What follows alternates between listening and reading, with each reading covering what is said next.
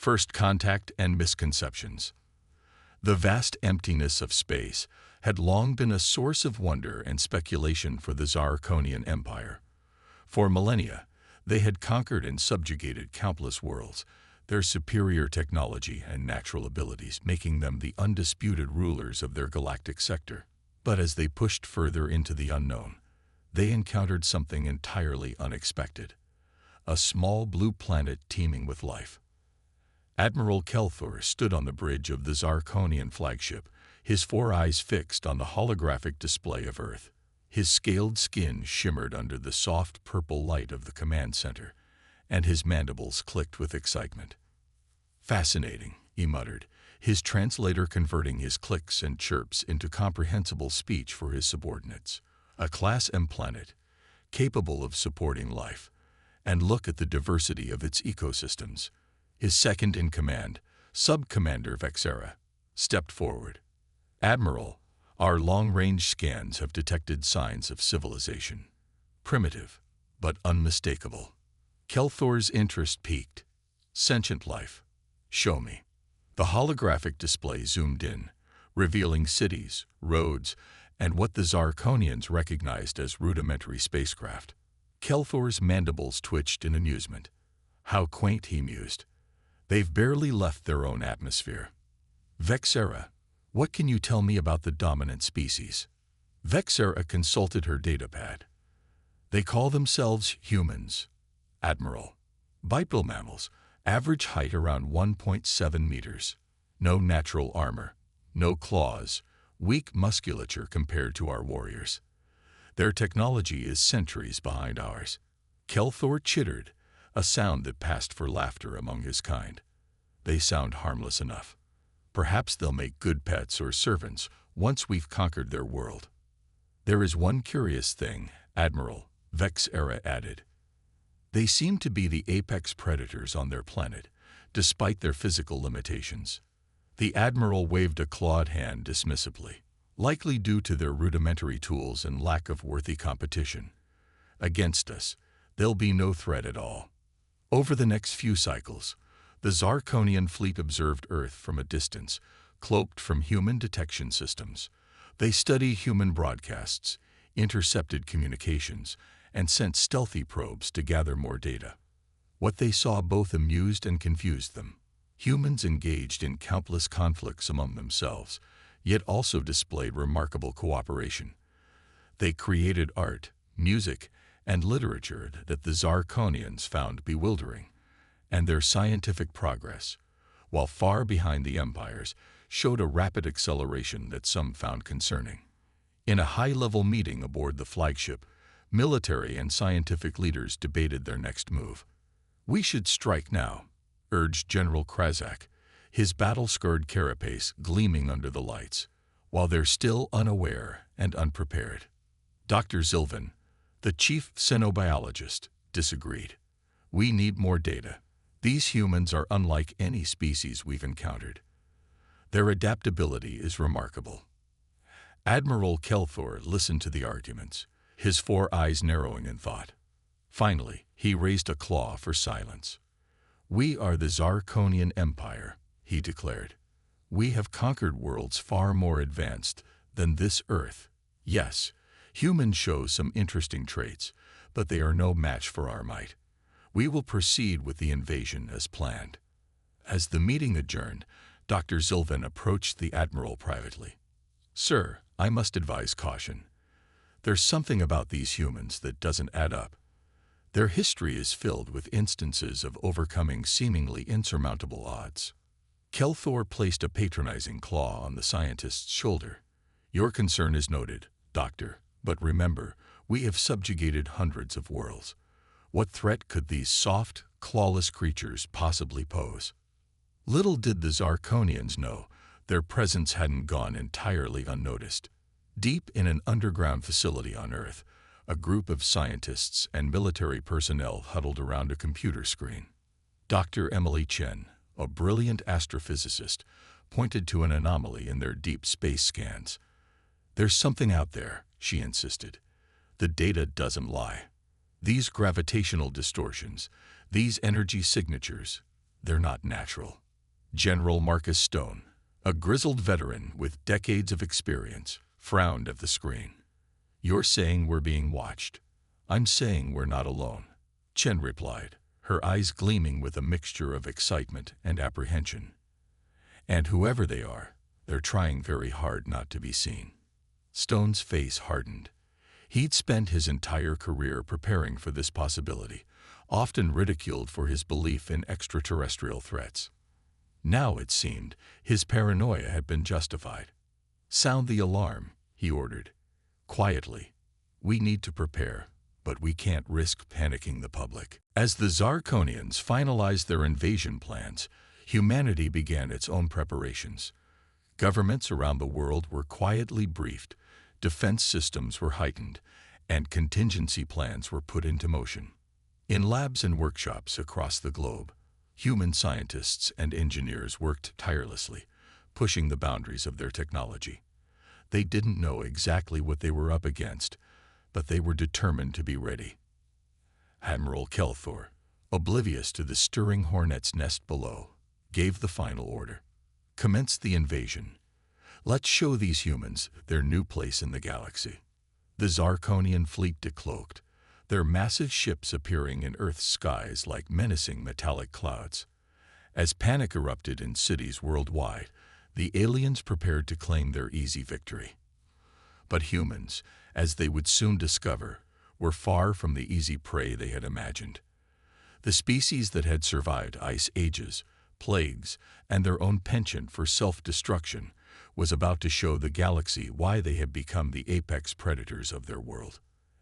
As the first Zarkonian ships entered Earth's atmosphere, humanity steeled itself for the fight of its existence. The invaders were about to learn a harsh lesson. On humanity's home turf, they were the prey, not the predators. The invasion begins. The sky darkened as Zarkonian warships descended upon Earth's major cities. Their massive hulls blocked out the sun, casting ominous shadows over panicked populations. Admiral Kelthor watched from his command ship, anticipating the swift victory. Commence the first wave, he ordered, mandibles clicking with anticipation. Let's show these primitives the might of the Zarkonian Empire. As the invasion forces deployed, the Admiral's confidence began to waver.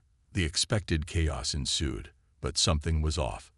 The humans weren't simply running and hiding as predicted.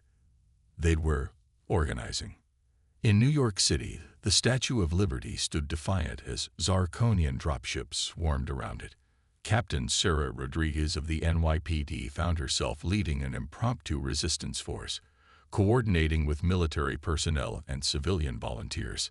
Keep them bottlenecked at the bridges. She shouted into her radio, her voice steady despite the chaos. Use everything we've got. Construction equipment, buses, whatever. Just slow them down. The aliens, expecting to march unopposed into the city, found themselves mired in unexpected obstacles. Civilians turned streets into mazes of barricades, while police and military snipers took advantage of the urban terrain. Similar scenes played out across the globe. In Tokyo, subway systems became underground fortresses. In Rio de Janeiro, favela residents turned their intricate knowledge of narrow alleys into deadly ambush zones. The Zarkonians, used to fighting on open battlefields, found themselves confounded by human ingenuity.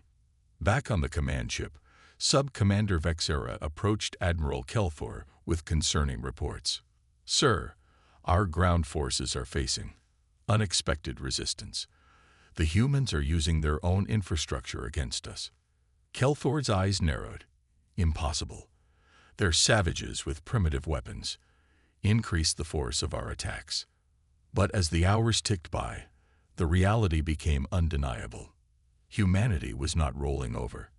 They were fighting back, and with a ferocity that shocked the invaders.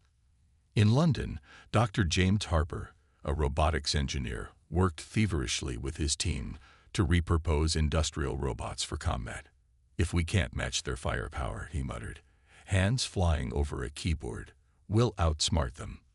Within hours, The streets of London saw the bizarre sight of construction robots wielding improvised weapons, controlled remotely by human operators, safely hidden underground. The Zarkonians, caught off guard by the unconventional tactics, suffered heavy losses. Meanwhile, in a hidden bunker beneath the Pentagon, General Stone coordinated a global response.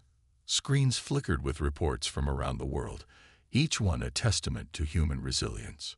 "Sir," a young lieutenant called out, "you need to see this. It's from the Bangalore Tech Hub." Stone watched in amazement as the feed showed Indian programmers successfully hacking into Zarkonian communication systems. It wasn't a full breach, but it was a start. And more importantly, it proved the aliens weren't invincible. "Get me every hacker, every coder, every tech genius we've got," Stone ordered. "If we can't beat them with brawn, we'll beat them with brains." As the first day of the invasion drew to a close, Admiral Kelthor faced an unthinkable scenario. Not only had they failed to secure a single major city, but they had lost a significant number of troops and ships. How? He raged, smashing a claw against his command console. How are these primitive creatures doing this? Dr. Zilvan, the xenobiologist who had advised caution, spoke up. "Admiral, I believe we severely underestimated the humans' adaptability and resourcefulness. Their historical records show countless examples of." "Enough," Kelthor snapped. "I don't need a history lesson.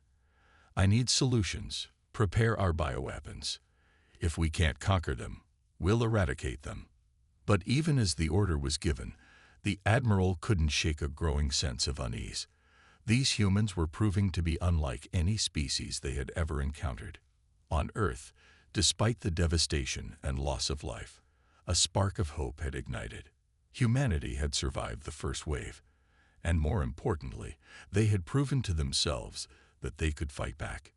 In labs and workshops around the world, scientists and engineers worked tirelessly to understand and reverse engineer alien technology from crashed ships and captured weapons. Every small victory, every piece of deciphered alien tech was shared globally in an unprecedented cooperation between nations.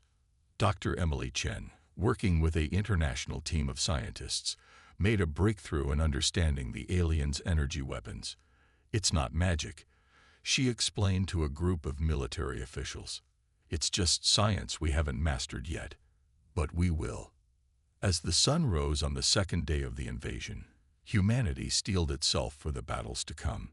They had survived the initial onslaught, but the war was far from over.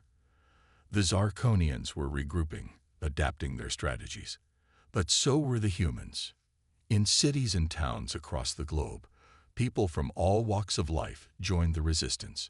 Farmers turned their knowledge of the land into invaluable intelligence. Hackers and gamers used their skills to disrupt alien communications and control systems. Even children played their part, their small size and agility making them perfect for navigating tight spaces and carrying messages. The Zarkonians had come expecting to find prey. Instead, they had awakened a planet of predators, each human a potential threat, each mind a weapon waiting to be unleashed. As both sides prepared for the next phase of the war, one thing became clear.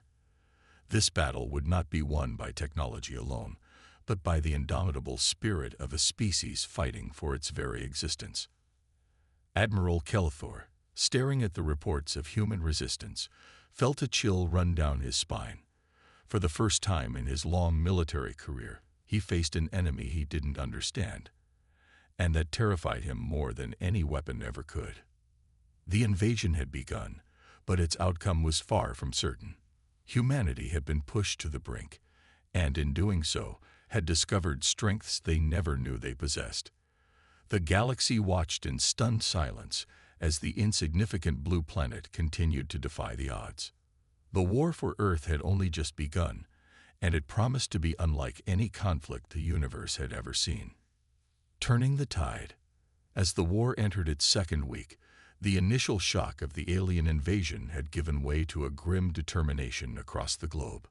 Humanity, despite heavy losses, was adapting at an unprecedented rate. In the ruins of MIT, A group of scientists and engineers huddled around a salvaged piece of Zirconian technology. Dr. Aisha Patel, a quantum physicist, pointed to a pulsing core within the device. "This is it," she said, her eyes gleaming with excitement despite the exhaustion etched on her face. "Their power source. It's harnessing zero-point energy in a way we've only theorized about." Her colleague, Dr. Mark Chong, nodded. "If we can replicate this, we might be able to power our own weapons and shields, maybe even their own tech against them." As they worked, similar breakthroughs were happening around the world. In Lagos, Nigeria, a team led by Dr. Oluwaseun Adeleke had reverse-engineered the Zirconians' advanced materials, paving the way for stronger, lighter armor for human fighters. Meanwhile, the human resistance had evolved into a sophisticated guerrilla warfare operation. Cities became labyrinths of traps and ambushes, with civilians and soldiers working in perfect harmony to outsmart the invaders. In the Amazon rainforest, indigenous tribes guided special forces through the dense undergrowth, ambushing Zirconian patrols with a mixture of ancient hunting techniques and modern weaponry. The aliens, used to open warfare, found themselves constantly on edge, jumping at shadows in the unfamiliar terrain. Admiral Kelthor, watching from his command ship, could feel control slipping away. "How are they doing this?" he raged at his subordinates. "They were primitives just days ago." Sub-Commander Vexera, her scales dulled with stress, replied cautiously, "Sir, it appears the humans have an extraordinary capacity for adaptation. They're learning our technology, our tactics, faster than any species we've encountered."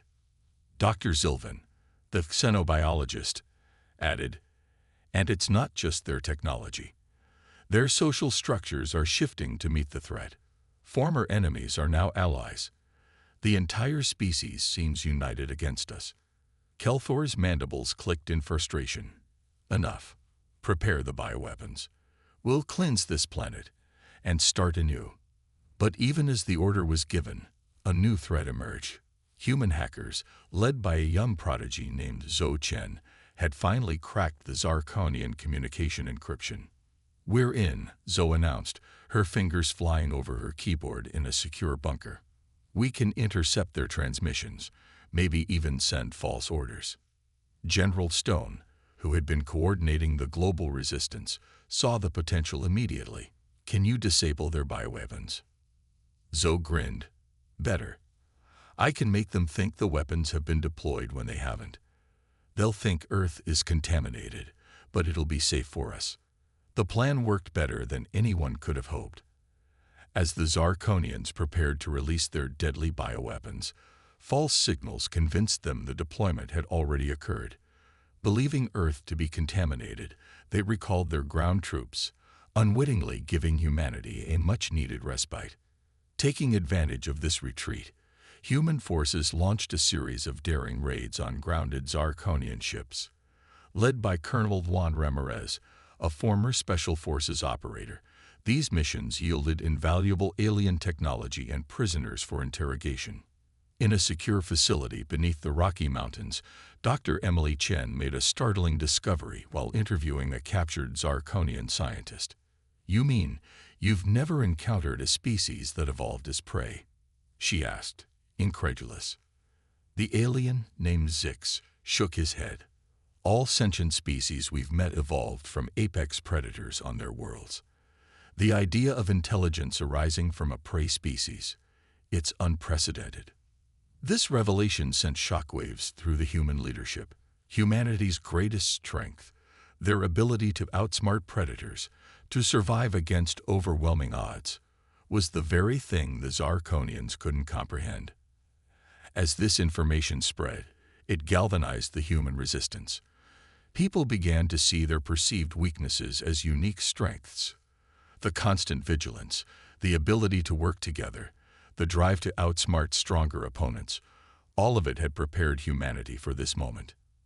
In labs around the world, scientists began incorporating this new understanding into their technological developments.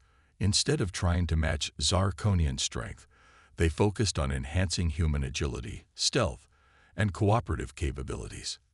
Dr. James Harper, working with his team in London, unveiled a new type of combat exoskeleton. "It doesn't make you stronger than a Zarkonian," he explained as a soldier demonstrated the suit's capabilities. "It makes you faster, more agile. It lets you think and move the way humans naturally do, but better." These suits, quickly mass-produced and distributed to resistance fighters, turned the tide in urban combat. Zarkonian forces found themselves outmaneuvered at every turn, unable to predict or counter the lightning-fast, cooperative tactics of the human squadrons.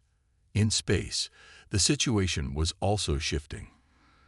Dr. Patel's breakthroughs in zero-point energy had led to the development of human-piloted ships that could match Zarkonian vessels in speed and maneuverability. For the first time, the aliens faced a challenge in orbit. Admiral Kelthor watched in disbelief as human ships danced around his fleet, their unconventional tactics confounding his best commanders. "Impossible," he muttered. "How could they have come so far so quickly?"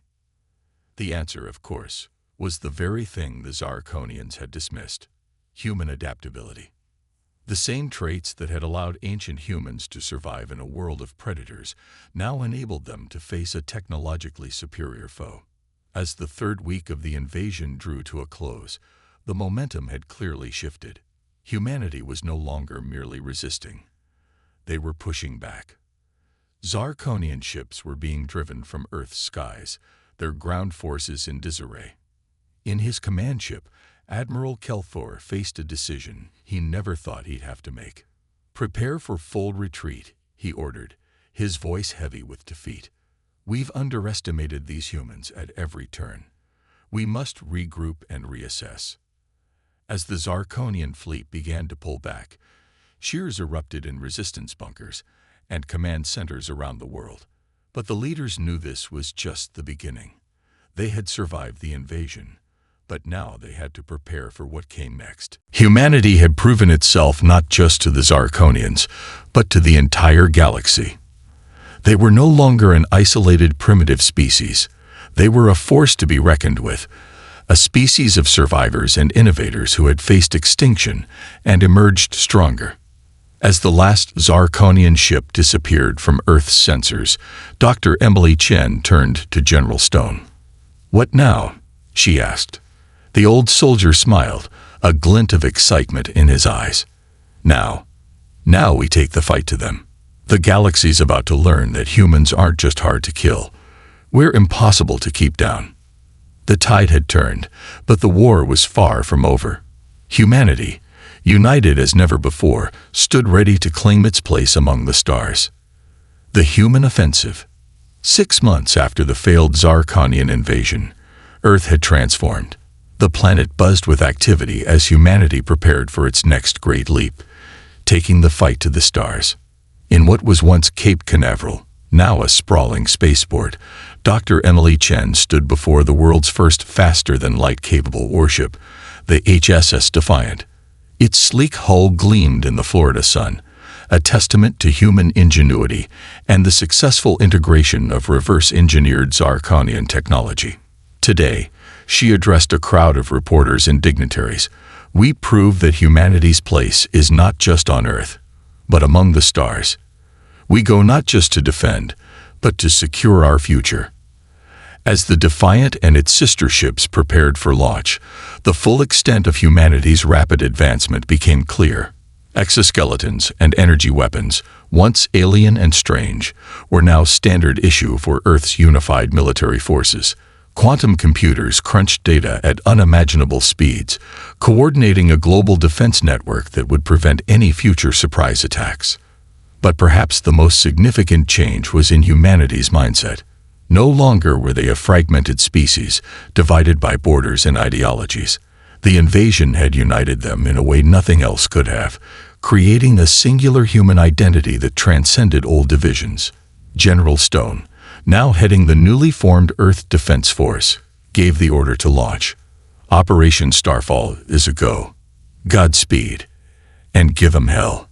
The fleet jumped into hyperspace, leaving Earth behind in a dazzling display of light and energy. Their destination: the edge of Zarkonian space.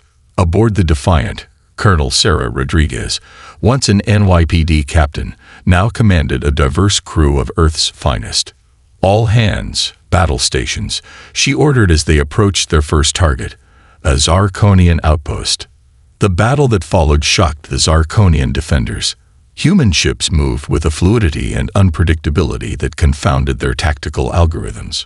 Ground forces, dropped from orbit, utilized their enhanced mobility and cooperative tactics to overwhelm the alien garrison. As news of the victory spread across human communication channels, cheers erupted on ships and back on Earth. But it was just the beginning. Over the next few weeks, humanity pushed deeper into Zarkonian territory. Each engagement showcased not just their technological advancements, but their unique approach to warfare. Unlike the regimented, hierarchical Zarkonian military, human forces operated with a level of individual initiative and adaptability that made them unpredictable and deadly. On the Zarkonian homeworld, Admiral Kelthor watched in disbelief as reports of defeat after defeat poured in. How? He demanded of his war council. How had they come so far so quickly? Dr. Zilvan, the xenobiologist who had first warned of underestimating the humans, spoke up. It's their history, Admiral. For millennia, they were both predator and prey. They'd been preparing for this their entire evolutionary history. As the human fleet approached a major Zarkonian colony world, they faced their greatest challenge yet. The planet was heavily fortified, protected by a massive energy shield and a fleet twice the size of Earth's forces. Aboard the Defiant, Dr. Chen worked feverishly with her team to find a weakness. The shield, she muttered, poring over sensor data. It's powered by the same zero-point energy source we reverse-engineered. If we can disrupt it. Colonel Rodriguez saw the potential immediately. A small team, she said. We send them in to take out the shield generator. It's risky, but... I'll go, interrupted Lieutenant Zhou Chen, the young hacker who had cracked the Zarkonian codes months ago. I know their systems better than anyone. The plan was set. As the main fleet engaged the Zarkonian ships in a massive space battle, a small team led by Zhou slipped through the chaos in a stealth shuttle. Using her unparalleled skills, she guided them past the planet's defenses and to the shield generator. The battle that ensued was fierce. Human soldiers in advanced exosuits clashed with Zarkonian warriors in the narrow corridors of the facility. But the humans' teamwork and adaptability proved superior. As Zarkonian reinforcements closed in, Zhou managed to overload the generator. The shield fell, and the human fleet surged forward. The colony world, once thought impregnable, fell in a matter of hours. This victory marked a turning point. The Zarkonian Empire, once the undisputed power in this sector of the galaxy, was now on the defensive. And as news of human victories spread, other subjugated species began to rebel, seeing hope in humanity's success. Back on the Zarkonian homeworld, Admiral Kelthor faced a grim reality. His people, used to easy victories and unquestioned supremacy, were ill-prepared for a protracted war against such a determined enemy. In a move that would have been unthinkable months ago, he opened a channel to the human fleet.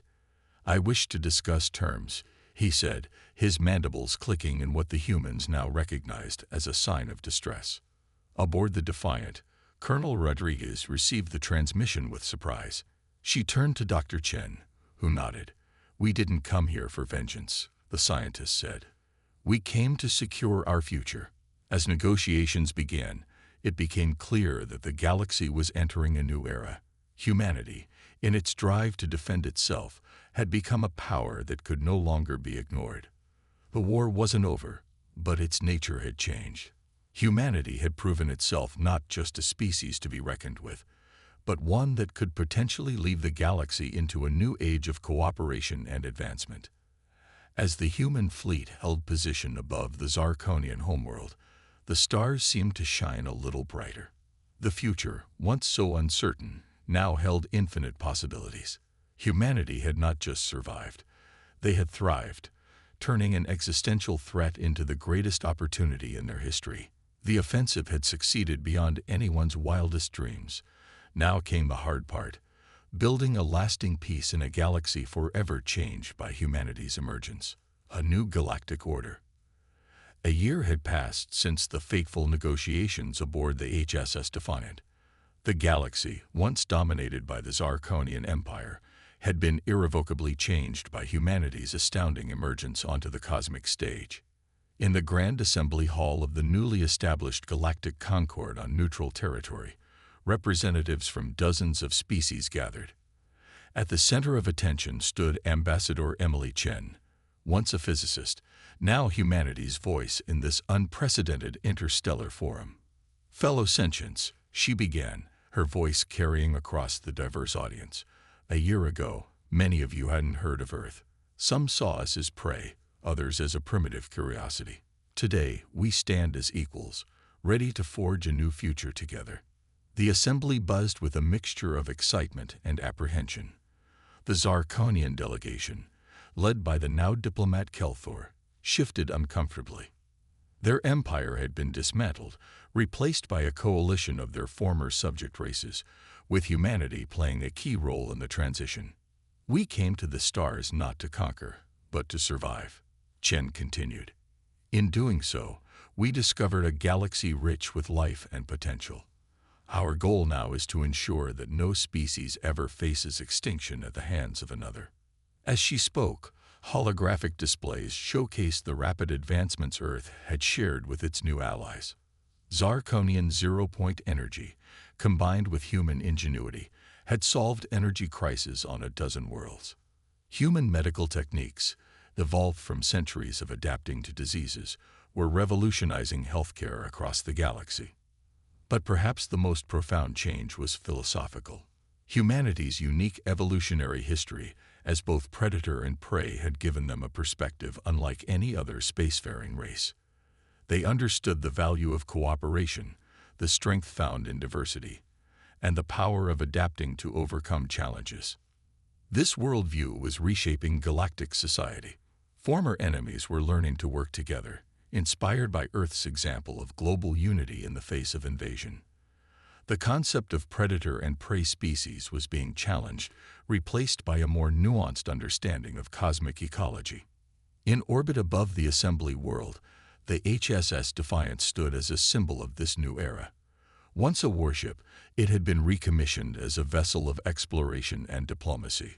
Colonel Sarah Rodriguez, its captain, watched the proceedings from the bridge. "Did you ever imagine this?" asked Zhou Chen, now her first officer, gesturing at the vibrant, diverse fleet surrounding them. Rodriguez shook her head, smiling. "Never. But that's humanity for you, always exceeding expectations, especially our own." Back in the assembly, Ambassador Chen was concluding her address. "We stand at a crossroads," she said, her voice filled with conviction. "We can cling to old hatreds, old fears, or we can embrace a future where the stars are not a battlefield, but a frontier of cooperation and discovery." The response was overwhelming. Species that had been bitter enemies now stood together, applauding a vision of unity that would have been unthinkable just a year ago. As the assembly adjourned, informal groups formed, with humans often at the center.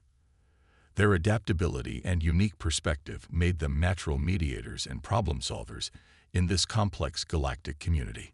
Kelthor, the former admiral who had once seen humans as easy prey, approached Ambassador Chen. "You have achieved in 1 year what we could not in millennia," he said, mandibles clicking in what she now recognized as respect. "We underestimated you at every turn." Chen smiled diplomatically. "The goal isn't to be underestimated or overestimated, but to be understood. We all have something to learn from each other." As delegates departed for their homeworlds, carrying with them new treaties, technological exchanges, and cultural understandings, the impact of humanity's ascension continued to ripple across the galaxy. On Earth, the changes were equally profound. The planet had become a hub of interstellar commerce and cultural exchange. Alien languages were being taught in schools alongside traditional Earth languages. The global economy had shifted to accommodate new technologies and trade opportunities. In what was once the United Nations headquarters in New York, now expanded into a sprawling complex of Earth's government, General Stone, retired, stood with Dr. James Harper, watching shuttles from a dozen worlds land at the nearby spaceport. "You know," Stone mused, "when I first started preparing for alien threats, I never imagined it would lead to this." Harper nodded, his eyes on a group of alien children excitedly touring the facility. "We went from fearing the stars to embracing them, from potential extinction to this, a whole galaxy of possibilities." As night fell, the stars shone brightly over a planet transformed. Humanity had faced its greatest challenge and emerged not just victorious, but enlightened. They had proven to the galaxy and to themselves that they were neither predator nor prey, but something far more powerful: adapters, innovators, unifiers. The invasion that had threatened to end human civilization had instead launched it into a new era. As Earth's cities glowed with the lights of a dozen alien cultures, as its people reached out to the stars not in fear, but in friendship, one thing became clear. Humanity's greatest strength had never been in its muscles or its weapons, but in its heart and mind, in its ability to face the unknown, to learn, to grow, and to turn adversity into opportunity. The day the aliens realized humans were predators, not prey, was the day the galaxy changed forever. But it was humanity's choice to be neither predator nor prey, but partners, that truly shaped the new galactic order. As the Milky Way spiraled on, billions of souls from thousands of worlds looked to the future with hope, united in the face of cosmic wonders and challenges yet to come. And at the heart of this new cosmic community, Earth stood proud, no longer alone in the universe, but at the forefront of a grand interstellar family. The end of one story had become the beginning of countless others, each waiting to be written in the vast tapestry of the stars.